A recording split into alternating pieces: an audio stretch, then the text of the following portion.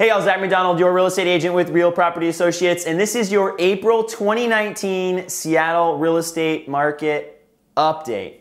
And in this update, we're going to share a quick story. We're going to talk a little bit about the stats, and then we're going to talk a little bit about some application to the Seattle housing market. So starting off with a story, this is going to be some clients, Harry and Rex. They are brothers. They're actually family friends. And funny story, my wife thought they were her cousins for the longest time. She was probably in junior high or high school by the time she realized they're actually not related, but they're that good of friends. Anyways, they wanted to buy their first house, and they decided they were going to do that together for a few different reasons. One, it just made sense. They're bachelors and they want to still have some fun, and it made sense to kind of go in together. And the other one is they both want to be real estate investors. So this first home, they were looking for something that needed a little bit of work. Maybe they could get it at a better price, but something that they could add value to over time as they owned it. They're both pretty handy guys, so they'll do most of the work themselves. That's a little secret. If you're paying other people to do work, it's really expensive and usually isn't super beneficial. But if you can do a lot of the projects yourself, that's really where you see the return on your investment for those projects.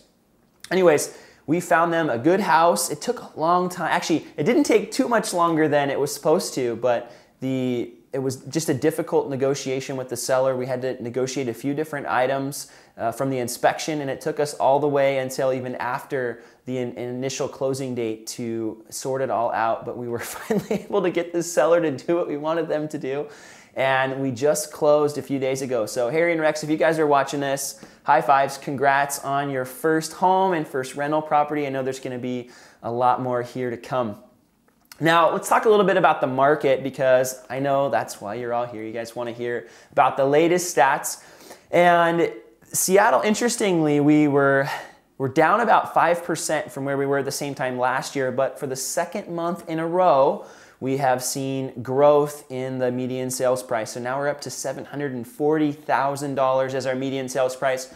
For reference, last year at the same time, we were at $780,000 as our median sales price. Now, I think, and this isn't just my own thoughts, but we're in a lot better spot than we were at the same time last year.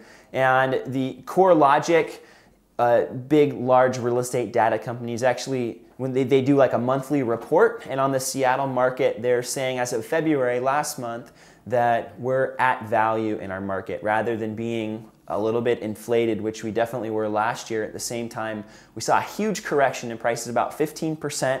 And for 8 months straight, we saw prices going down. If you haven't been following, this is a quick catch up. Eight months in a row of declining home prices. And last month we saw prices jump up. And again, this month we saw another jump up to $740,000. And just for perspective, again, October 2018 was the last time we were at $740,000 for the median sales price. So still lower than where we were at the peak last year, but definitely starting to climb back up there.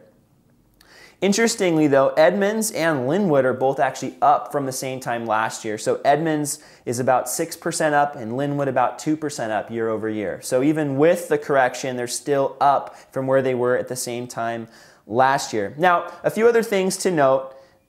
We had the Snowmageddon in February, which would affect March's prices. I mentioned that last month in the video. The Snowmageddon, for those of you that aren't in Seattle, is our local way of referring to our largest snowfall on record in the month of February. And being a short month, and also Seattle being a place where we're not used to snow, we've got a lot of hills, pretty much life shuts down.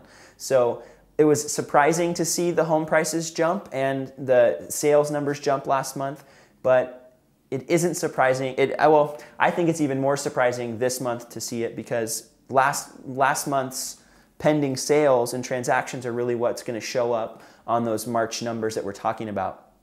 So I'm expecting, and the numbers are hinting at this, a lot more pending sales, a lot fewer solds, but a lot more pending. So I think as we head towards next month, again, we're going to see an uptick again in the solds, which we saw a little bit of a downtick. So just a little interesting thought. As far as months of supply, inventory levels, we're about 1.6 months in the city of Seattle.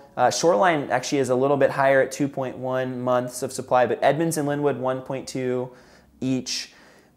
still super healthy numbers. A lot better than the 0.7, 0.8 months. I mean, we're like super, super low, but we're still, relatively speaking, really low inventory, even with the increase of new homes on the market. Now, the other thing that I think is important to talk about here is the days on market. And I think this specifically applies to sellers. The median days back down to 9 days on market, which is getting really close to where we were the last few years. But the average days on market is still at 31 days on the market. So that's the average, right? The last year, about the same time, we were like 15 to 17 days, give or take. And what that was meaning is you could pretty much just throw your house on the market at whatever price that was somewhat in the ballpark and it was going to sell. And what we're seeing now is your house needs to be priced well in order to kind of hit that median number. Otherwise, you're going to be potentially dropping your price and sitting in this 31-day average, and you're going to be the one pulling the average up. So it's not just take a couple photos, put it on the MLS, boom, your house sells. It actually takes a little bit more marketing and a little bit more thought as far as the pricing goes. So just something to think about and have in the back of your mind if you're thinking about selling here this year.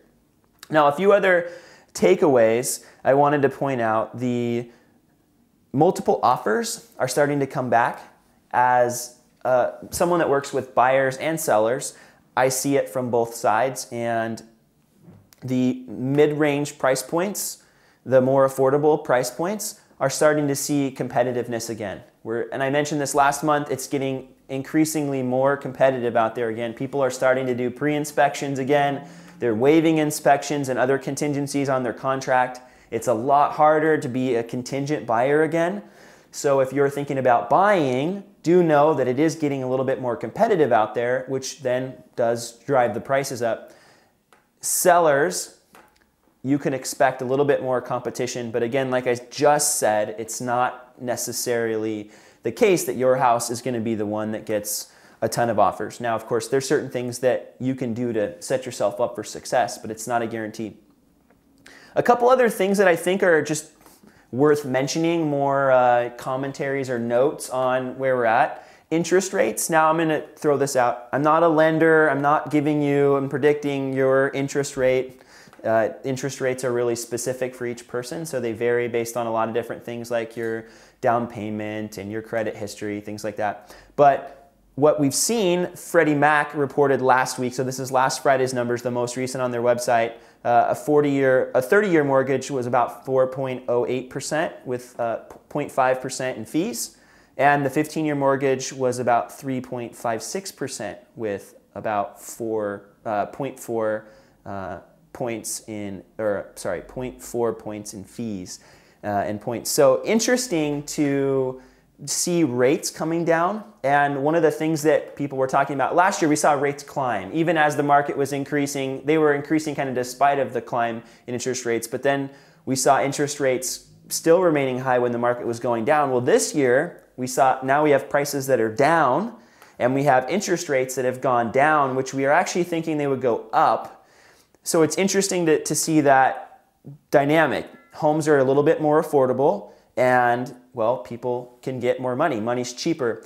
So this, coupled with the Fed announcing that the short-term interest rates were going to be held steady for the rest of the year, I think is good news. Now, again, that's not directly correlated. I've mentioned this before. It's not directly correlated with the mortgage interest rates, but there is an indirect correlation there. And I think that what we're going to see in the springtime is a little bit more of a gradual, this is my prediction, a little bit more of a gradual growth. So home prices will, I think, continue to go up as competition enters the market, as the season warms up. Typically, March to June is kind of the prime time selling window. We're entering into that. I think we'll see home prices continue to climb up through that time period. But what I think we'll see on the backside of the year is a little less of a dramatic correction than we saw last year. We always see a correction. We call it the seasonal slowdown if we want to use realtor language. But the seasonal slowdown in Seattle this year, I think, is going to be a little bit less dramatic in the housing market. And what I think we'll start to see is, instead of what I'm saying now, where I say we're about 5% below where we were at the same time last year, I think we're going to start to see, hey, we're up 3 to 5% from where we were at the same time last year as we end the year. As we get closer to the late summer and the fall, I think we'll start to have a different perspective on where we're at. So stay tuned. Now, sellers. These are the application point. This is the fun part. If you're a seller and you're in one of these two situations, I think now might be a good time for you to consider selling. If you have owned your home in the Seattle area for a long time and you're thinking about downsizing, this would be a good opportunity. First of all, home prices are starting to climb up, competition's entering the market again, but you'll also be able to snag something at a little bit better price. Assuming that you're planning to stay in that house for a while. So it's a good opportunity. You have a little bit more negotiating power as a buyer, and you're still going to be able to get a good price for your home that you're currently living in. So downsizing, I think, is a good idea. Drop the phone, of course. This is my notes.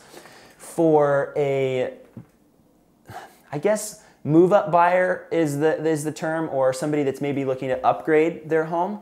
Again, might be another opportunity to sell your home and also have a little bit more options and more negotiating power on the purchase, and heck, maybe even a contingent purchase. Again, not super common, but still out there. I think in those situations, if you're a seller, you're in a good spot. Now, investors, we saw a lot of investors starting to sell last summer, which was part of the inventory flood.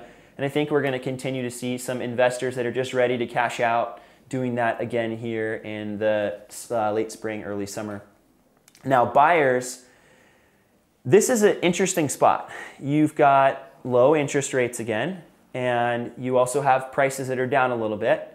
There is still uncertainty about what in the next couple years where home price is going to be. Living in Seattle, being in Seattle is a good place to be. We have had good job growth, and like I mentioned, some of these other factors in the past, I think it's still a good time for you if you're planning to live in the house for a longer period of time. So more of the traditional average, 7 to 10 years. If you're planning to own, it's a good time to buy. Prices might dip, but in the long term, prices tend to go in the upward direction, and I don't think we're going to see anything different in the Seattle area long term. Now, I've mentioned this before, and I'm going to say it again. If you think, yeah, you know what, I'm going to try to make a quick buck, I'm going to buy a house and then maybe sell it in 2 years, I don't think you're going to see the return that you're hoping to get. You might even have prices slightly down from where you bought at that point. So those are my thoughts for buyers and sellers. I do think that we're going to see the market continue to heat up here in Seattle as the spring heats up and as competition continues and as mortgage rates continue to remain low. So those are my thoughts for April, and stay tuned for next month's thoughts. Now, if you're watching this video, thank you so much for paying attention. I really appreciate and really value your attention. If you would be so kind, I'd really appreciate it if you'd subscribe to my channel. You're gonna get other videos just like this one every month. And I also talk about the Seattle market. I've got some cool new park videos coming out on different Seattle parks. And there's lots of other valuable content you'll find right here on this channel. Again, thanks so much for watching, and we'll talk to you next month. Bye for now.